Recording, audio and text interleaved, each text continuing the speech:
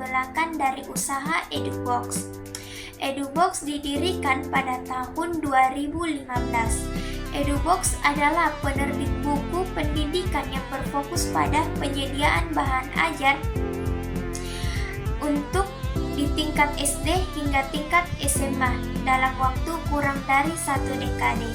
EduBox telah berhasil membangun reputasi sebagai salah satu penerbit buku terkemuka di Indonesia dengan jaringan distribusi yang tersebar di berbagai kota.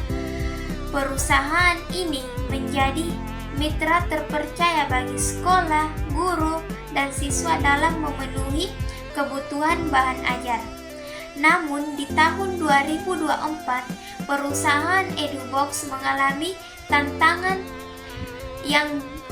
besar akibat perubahan pesat dalam teknologi pendidikan, yang dimana digitalisasi semakin mempengaruhi cara siswa dan guru dalam mengakses materi pelajaran, yang dapat menggeser preferensi dari buku cetak ke platform digital yang lebih fleksibel, ekonomis, dan mudah diakses. E-book dan modul interaktif kini menjadi pilihan yang menarik bagi banyak sekolah, terutama karena kemampuannya untuk disesuaikan dengan kebutuhan individu siswa. Selain itu, perubahan kurikulum yang sering terjadi di Indonesia juga memberikan tekanan besar pada model bisnis tradisional ini.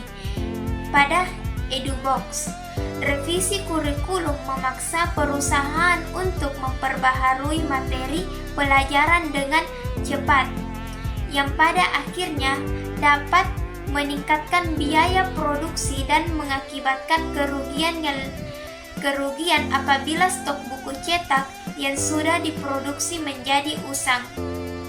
Tantangan ini diperarah oleh naiknya harga bahan baku seperti kertas dan tinta, serta kompleksitas logistik dalam mendistribusikan buku ke wilayah-wilayah terpencil yang ada di Indonesia untuk tetap relevan di tengah persaingan yang semakin ketat. EduBox ini perlu melakukan transformasi atau strategi yang dimana berinvestasi dalam teknologi digital yang menjadi langkah penting untuk menjawab kebutuhan pasar yang telah berubah. Baik, selanjutnya kita beralih pada visi dan misi usaha EduBox. Adapun visinya yaitu meningkatkan akses dan kualitas pendidikan melalui penyediaan materi pembelajaran yang relevan, terjangkau, dan mudah diakses. Adapun misinya menyediakan berbagai buku pendidikan baik dalam format fisik maupun digital untuk berbagai tingkat pendidikan dan bidang studi. EduBox juga dapat bertujuan untuk mendukung dan mengembangkan keterampilan terutama di bidang literasi dan teknologi. Baik, yang terakhir saya akan membahas tujuan dan maksud usaha dari EduBox. Sebagai penerbit buku pendidikan, tujuan utama dari usaha EduBox adalah menyediakan bahan ajar yang berkualitas, relevan, dan mudah diakses untuk mendukung proses pembelajaran siswa dari tingkat SD hingga tingkat SMA. EduBox bertujuan menjadi mitra utama dalam dunia pendidikan dengan menghadirkan solusi belajar yang membantu siswa memahami materi pelajaran dengan lebih baik serta mempersiapkan mereka untuk ke jenjang pendidikan yang lebih tinggi. Maksud dari usaha ini adalah untuk menjawab kebutuhan masyarakat akan materi pembelajaran yang sesuai dengan kurikulum nasional, yang dilengkapi dengan penyelesaian yang mudah dan mendukung efektivitas pengajaran guru. EduBox juga berkomitmen untuk berkontribusi pada peningkatan literasi di Indonesia melalui penyediaan buku yang tidak hanya informasi saja tetapi juga menarik dan interaktif. Yang pertama yaitu ada identifikasi resiko dari usaha penerbit buku pendidikan edubooks.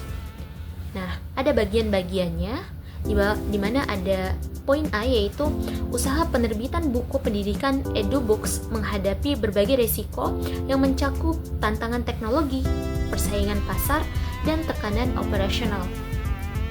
Peralihan ke pembelajaran digital menjadi ancaman signifikan jika edubooks tidak segera beradaptasi dengan produk berbasis teknologi seperti e-book dan platform interaktif.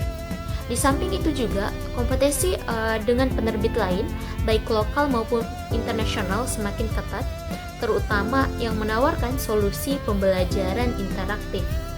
Nah, poin B yaitu ada perubahan kebijakan kurikulum. Nah, seringkali mempengaruhi relevansi konten buku yang menyebabkan kerugian finansial akibat stok tidak terjual. Tekanan biaya produksi yang meningkat dan tantangan logistik untuk distribusi ke daerah terpencil juga menjadi kendala yang harus diatasi. Untuk bagian C ada reputasi edubooks juga dapat terancam jika terjadi kesalahan konten atau produk yang tidak sesuai standar. Sementara ketergantungan pada distribusi tradisional membuat perusahaan rentan di era belanja online. Untuk mengatasi risiko ini, edubooks perlu segera berinvestasi dalam teknologi, memperluas produk digital, dan memperkuat kerjasama dengan berbagai pihak di dunia pendidikan. Di bagian kedua ini ada risiko yang mungkin timbul dalam usaha penerbitan buku pendidikan edubooks yang terbagi menjadi ada risiko operasional, risiko keuangan, risiko reputasi, risiko pasar, dan juga risiko lingkungan dan sosial. Di bagian pertama yaitu ada risiko finansial yang terdiri dari 3 bagian. Yang pertama yaitu ada penjualan tidak sesuai target, yaitu kurangnya daya beli atau minat terhadap produk dapat menyebabkan pendapatan tidak menutupi biaya produksi. Nah, di bagian kedua yaitu ada modal yang tidak cukup. Keterbatasan modal dapat menghambat proses produksi, pemasaran, ataupun distribusi. Di bagian ketiga yaitu ada persaingan harga. Di sini sulit bersaing dengan produk serupa yang menawarkan harga yang lebih murah, termasuk edubooks ataupun sebagainya. Yang kedua yaitu ada risiko pasar. Di sini terdiri dari 3 bagian. Di bagian pertama yaitu ada perubahan preferensi konsumen, di mana konsumen cenderung beralih ke bahan digital seperti e-books ataupun aplikasi belajar lainnya daripada buku cetak tradisional. Di bagian kedua ada keterbatasan segmentasi pasar. Nah, jika target pasar terlalu sempit ataupun salah sasaran, produk itu tidak akan diminati. Nah, di bagian ketiga atau di bagian terakhir ada kompetisi yang tinggi, yaitu banyak penerbit lain yang sudah memiliki reputasi dan jaringan distribusi yang lebih luas. Kemudian pada risiko operasional seperti keterlambatan produksi, yaitu masalah teknis dalam penyediaan bahan baku yang dapat mengganggu jadwal rilis produk. Lalu konten kesalahan, yaitu kesalahan yang dapat merusak kredibilitas dan menimbulkan keluhan dari konsumen. Lalu masalah distribusi, yaitu kendala pada pengiriman produk ke wilayah-wilayah tertentu. Selanjutnya, resiko teknologi seperti kurangnya adaptasi digital, yaitu ketidakmampuan dalam hal tren yang membuat usaha ketinggalan zaman, dan keamanan data seperti pelanggaran hak cipta. Kemudian regulasi resiko seperti perubahan kebijakan pemerintah, yaitu aturan tentang perubahan kurikulum pendidikan yang dapat mempengaruhi isi dan legalitas produk, dan pelanggaran hak cipta Justa, yaitu resiko tuntutan hukum terkait kepemilikan hak cipta. Selanjutnya, resiko lingkungan seperti krisis bahan baku, yaitu ketergantungan kertas yang dipengaruhi oleh lingkungan ataupun kenaikan harga bahan baku, dan kritik terhadap dampak lingkungan, yaitu produk buku cetak dapat dianggap tidak ramah lingkungan dibanding solusi digital. Dan yang terakhir yaitu resiko reputasi, seperti tanggapan negatif dari konsumen, yaitu kritik terhadap kualitas, isi, ataupun pelayanan buku yang mempengaruhi kepercayaan pelanggan.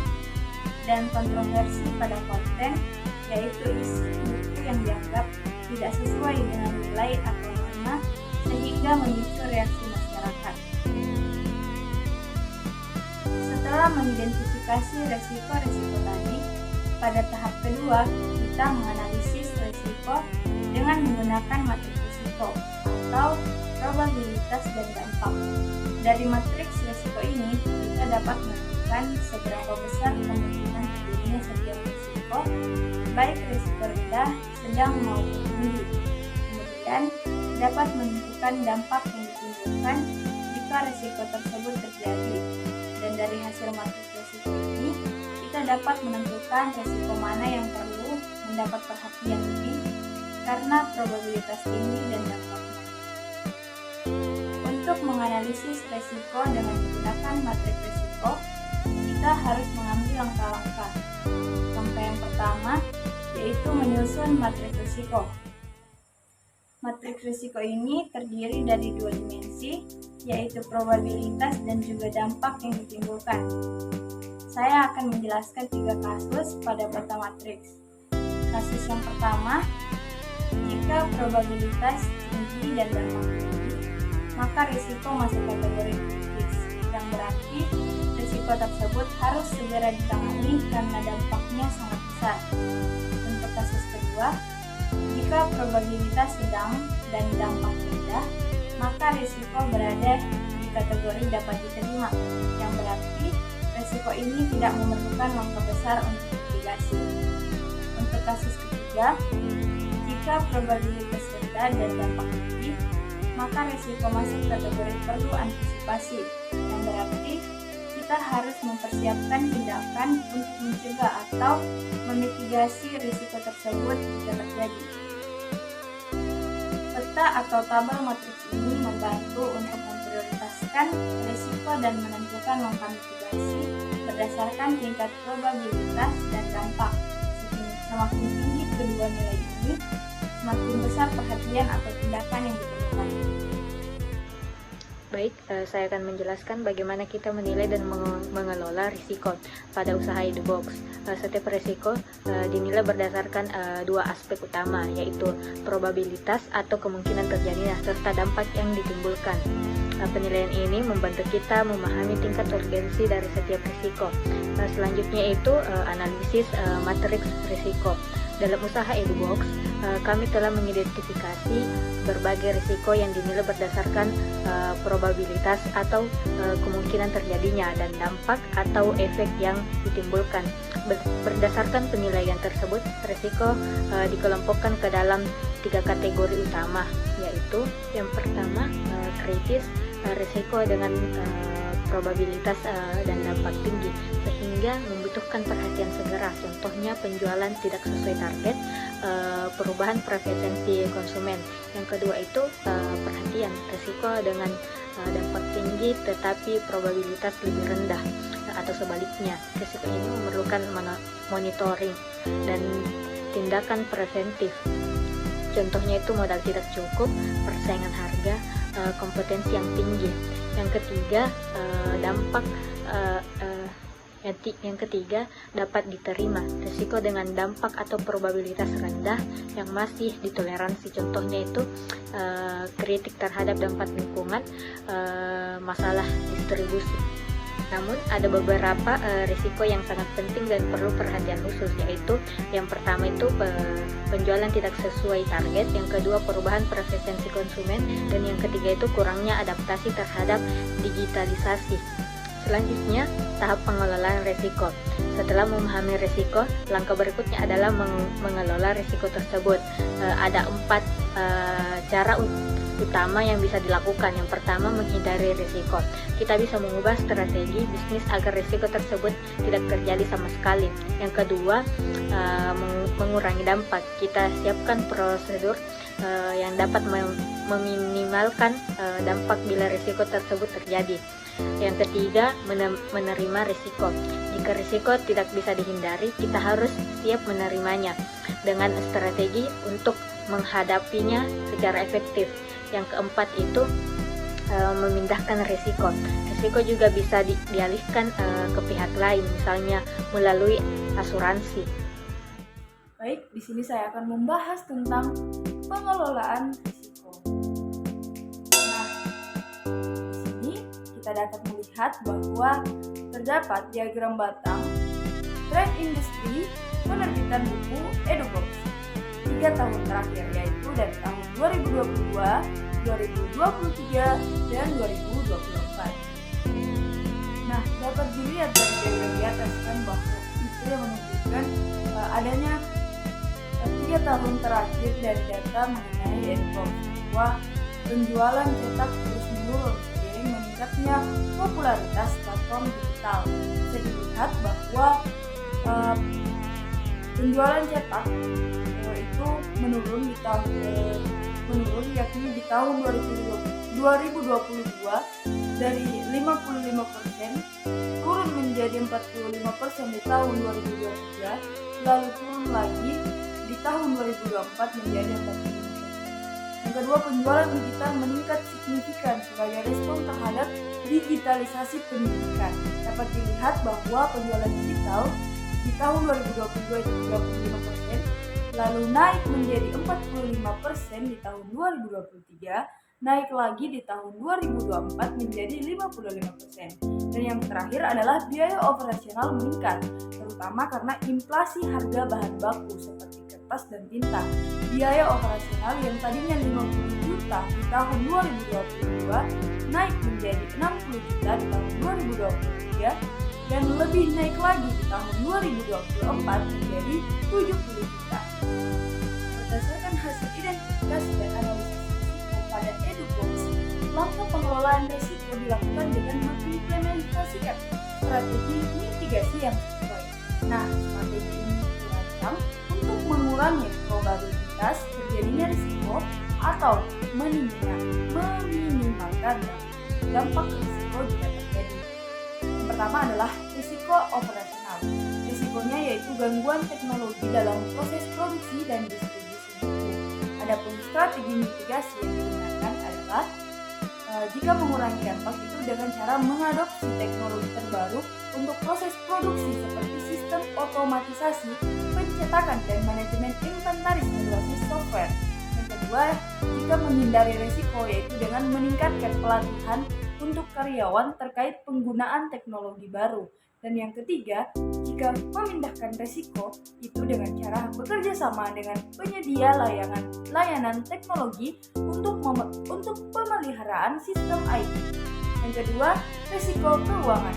Risikonya yaitu fluktuasi harga bahan baku seperti kertas dan tinta. Adapun strategi mitigasi yang digunakan adalah jika menghindari risiko yaitu dengan cara menandatangani kontrak jangka panjang dengan pemasok bahan baku utama untuk harga yang lebih stabil. Jika memindahkan risiko yaitu dengan menggunakan asuransi biaya produksi untuk melindungi dari lonjakan harga. Yang ketiga, risiko reputasi. Risikonya yaitu keluhan terhadap kualitas cetakan. Adapun strategi mitigasi yang digunakan adalah jika mengurangi dampak yaitu dengan cara meningkatkan kontrol kualitas pada proses produksi. Jika menghindari risiko yaitu dengan cara memilih mitra pencetakan yang terpercaya dan berpengalaman. Yang keempat, risiko pasar. Risikonya yaitu perubahan kebijakan pendidikan yang mempengaruhi kurikulum. Adapun strategi mitigasi yang digunakan adalah jika mengurangi dampak, membangun kerjasama dengan instansi pemerintah untuk mendapatkan akses informasi kurikulum terbaru, Nah, jika untuk menghindari risiko, bisa dilakukan dengan cara menyediakan layanan revisi cepat untuk materi yang relevan dengan kebijakan baru. Nah, yang kelima, risiko lingkungan dan sosial, yaitu risikonya adalah penolakan terhadap penggunaan kertas karena adanya isu lingkungan. Adapun strategi mitigasi yang digunakan adalah jika menghindari risiko, beralih ke kertas ramah lingkungan atau kertas daur ulang. Nah, jika untuk mengurangi dampak bisa dilakukan dengan cara menyediakan pilihan produk digital untuk mengurangi ketergantungan pada buku cetak. Nah, dengan langkah atau dengan mengikuti langkah-langkah mitigasi yang tepat, EduBox tidak hanya dapat menghadapi tantangan di era digital, tapi juga menciptakan peluang baru untuk terus tumbuh dan berkembang di industri pendidikan, terutama di bidang penerbit